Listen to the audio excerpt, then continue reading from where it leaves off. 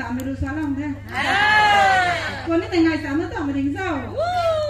ta không biết quên nó tìm mấy thứ ta anh được cái lòng thế chọn nó không nên ra thế này thế ra thì sao để nó nên xuống tất cả không là tao cũng khá là xóa lòng thế ta ra rồi xóa lòng thế ai thôi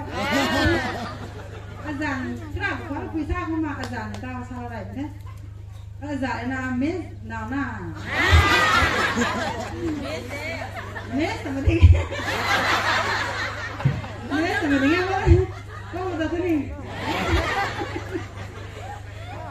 aiดูสั่งai đã giảng cả nên là lòng gái cái bảo nào nó cào tay mình thấyดูสั่งไปที่ตาtao giang chỉnh cào đảo thế nào tao cào này đi bảo tao bao thì cũng ăn cũng cái này nhảm thế cái thế soạn thảo thế núi cái đấy thôi ta rằng mai ta rằng azam mình sẽ làm sao có gan thì ho ta rằng chuyện này bằng thao đúng không? Không phải bằng thao rồi thì nghe ai cũng bằng thao rồi không nghe? Cái con xem nó tụi man thỏng cái nào? Như vậy bằng thao không? Ta rằng mai ta rằng azam mình piasa con thì loài là thế nào? Aiดูส่วนหนึ่งเนี่ยอาการนกขวัญเราไหวกับเพียนที่หนาตัวที่ฟ้าไม่ทาได้หนาให้ทาที่หนา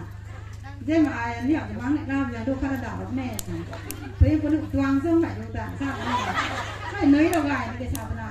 ก็หนาแล้วผมชาบอกว่าอามาเขามันอ่านมิซ่าก่อนชาบอกไอ้ก้มก็หนีร่างด้วยที่กินชาร่างใหญ่แล้วชาแล้วมันแบบแค่คนด้วยเขานี่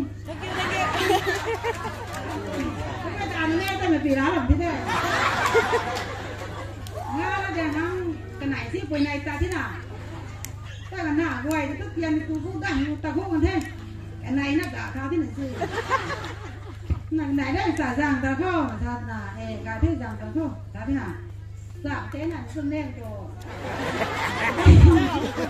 ไก่ที่กินน้ำแดงเกินเสร็จการอ่านร่างกายถึงสองก็อ่านที่ตัวนี้ตรงที่หนาแต่ได้ตัวน้ำแดงยังในที่ตัวเราเข้าชาหนาทำไมทุกใกล้ขายตัวนี้ใจหนาขายถ่ายไม่ตัวเพราะตัวเราเข้าเพิ่งปล่อยถึงให้นะครับเตรียมgiáตัวกลางตีตัวสถานตัวให้จะทอรอในตัวนะ